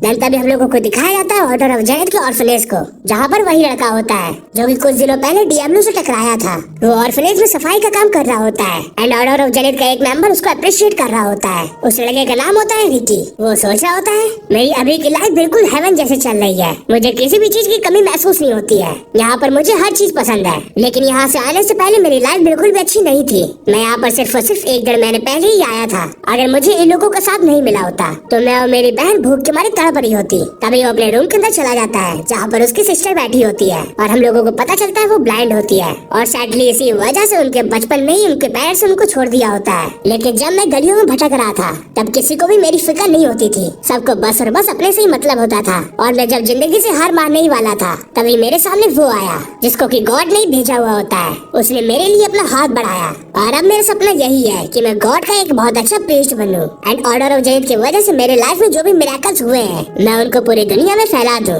तभी उसको उसके कुछ फ्रेंड्स बुलाने लगते हैं, और उसको पता चलता है कि उनमें से एक लड़का गॉड का प्रीस्ट बनने के लिए चुना गया है, जिसकी वजह से वो थोड़ा जेलस भी होता है। देन तभी सीन चेंज होता है एंड हम लोग देखते हैं डियाब्लो को जो कि आसमान की ऊंचाइयों में होता है, और वो कहीं जा रहा होता है। देन वो ब्लैक से कहता है कि हम लोग बस पहुंचने ही वाले हैं, नीचे उतरो। तभी उसको कोई बंदा दिखता है जो कि जमीन में पड़ा होता है। जब डियाब्लो उसके पास पहुंचता है तो उसको उसकी बॉडी से कुछ ऑरा निकलता हुआ महसूस हो रहा होता है, एंड जब वो उसकी छड़ी देखता है तब उसको पता चलता है कि ये बंदा एक प्रीस्ट है। लेकिन उसको ये सोच के हैरानी हो रही होती है कि आखिर एक प्रीस्ट यहाँ पर पड़ा हुआ क्यों है। तभी उसके पास जाकर अपना पैर उसके सर पर रख देता है एंड कहता है क्या मुझे इसे मार देना चाहिए, बट तभी वो बंदा उसका एक पैर पकड़ लेता है। उसके अचानक से ये करने की वजह से डियाब्लो थोड़ा हड़बड़ा जाता है। तभी वो बंदा बताता है कि वो भूखा है, और ये कहने के साथ ही वो डियाब्लो के पैरों में गिर जाता है। लेकिन ये सब चीजें डियाब्लो को बिल्कुल भी पसंद नहीं आ रही होती। वो सोचता है मैं इसको यहीं पर भूख से तड़प तड़प के मरने के लिए छोड़ दूंगा, एंड वो ऐसा ही करता है। देन तभी सीन चेंज होता है एंड हम लोग देखते हैं सुबह हो चुकी होती है। जिमी ब्रेकफास्ट के लिए बैठा होता है, बट वो बहुत ज्यादा खराब मूड में लग रहा होता है, एंड हम लोगों को पता चलता है कि उसका मूड इस वजह से खराब है क्योंकि जिस प्रीस्ट को उसने कल रात में छोड़ दिया था वो आज होली के टाइम टेबल में उसके फादर के कहने पे खाना खा रहा है। एंड हम लोगों को पता चलता है कि वो काफी देर तक वहीं पे पड़ा था, बट तभी उसको वेल्टन के गार्ड्स ने देख लिया। देन वो लोग उसको वेल्टन के पास ले आए। वेल्टन पूछता है अच्छा तुम पीरो के फॉलोअर हो? वो कहता है हाँ बिल्कुल सही कहा, मैं फॉरगिवनेस की गॉडेस पीरो को सर्व करता हूँ। वेल्टन अपनी वाइफ से कहता है तो फिर तो ये बहुत चौंकने वाली बात है ना? उसकी वाइफ कहती है हाँ आपने बिल्कुल सही कहा। प्रीस्ट कहता है मैं कुछ समझा नहीं, आखिर इसमें चौंकने वाली कौन सी बात हुई? जिमी की मदर कहती है क्या तुम बिशप ऑफ सफायर को जानते हो? वो कहता है क्या? एक सेकंड, क्या आप एप्टन से हैं? वो बताती है मैं बेले हाउस होल्ड से हूँ। जिसको सुनते ही वो बंदा चौंक जाता है और पलक झपकते ही अपने घुटनों पे आ जाता है, जिसकी वजह से जिमी हैरान हो जाता है। वो सोच रहा होता है आखिर वो अपने घुटनों पे कैसे आ गया, क्योंकि जहाँ तक मैं ऑर्डर ऑफ पियोरो के बारे में जानता हूँ उसके फॉलोअर जल्दी किसी के सामने घुटने नहीं टेकते। वो सिर्फ या तो एक बिशप के सामने घुटने टेकते हैं और या तो उससे भी ऊपर रैंक वाले के। वो काफी भोला बनते हुए पूछता है फादर आखिर ये आदमी मॉम के सामने घुटने क्यों टेक रहा है? वेल्टन कहता है ये बहुत लंबी कहानी है, मैं कभी तुम्हें बाद में बताऊंगा, जिसकी वजह से वो फ्रस्ट्रेट हो जाता है। देन सब लोग वहाँ से चले जाते हैं और सिर्फ वेल्टन एंड वो आदमी ही बात कर रहे होते हैं। वेल्टन उससे पूछता है आखिर तुम्हारे यहाँ पर आना कैसे हुआ, तो इस रीजन के लोग प्यूरो के बारे में नहीं जानते, कहीं तुम उनमें अपना प्रोपेगेंडा तो फैलाने नहीं आए हो? वो कहता है नहीं नहीं, मैं तो बस और बस यहाँ पर किसी का पीछा करते हुए आया हूँ। आर्गनस पूछता है किसका पीछा? वो बताता है मैं ऐसे इंसान का पीछा कर रहा हूँ जो कि ह्यूमंस एंड बाकी क्रिएचर्स से काफी खतरनाक एक्सपेरिमेंट करता है, जिसको कि सदियों पहले ही बंद कर दिया गया था। मैं ढूंढ रहा हूँ एक काइमेरा मेकर को। ये बात सुनते ही आर्गनस हैरान हो जाता है एंड कहता है क्या क्या तुम ये कहना चाहते हो कि मेरे किंगडम में भी एक काइमेरा मेकर है? आखिर वो है कौन? वो आदमी कुछ भी बताने से मना कर देता है। वो कहता है अगर आप मेरी मदद करेंगे तो मैं ये सब इन्फॉर्मेशन आपको दे सकता हूँ, सो मैं बस और बस आपका सपोर्ट चाहता हूँ। वेल्टन काइमेरा मेकर के बारे में सोचने लगता है और हम लोगों को पता चलता है काइमेरा मेकर उसको कहते हैं जो कि तरह तरह के एक्सपेरिमेंट करके ह्यूमंस और काफी अलग अलग तरीके के क्रिएचर्स को जोड़ता है एंड उनका एक कंबाइंड म्यूटेंट बनाता है। ये सब सोचने के बाद आर्गोनस उसकी मदद करने के लिए तैयार हो जाता है। तो आज का एपिसोड खत्म होता है यहीं पर। देखो वैसे तो ये कंप्लीट मान हुआ है, लेकिन मैं इसको कंटिन्यू तभी करूंगा जब इसमें अच्छा रिस्पॉन्स आएगा। इसीलिए अगर इसका पार्ट 2 चाहिए तो भर भर के लाइक को कमेंट कर देना। सो आज की इतना ही, मिलते हैं नेक्स्ट वीडियो में।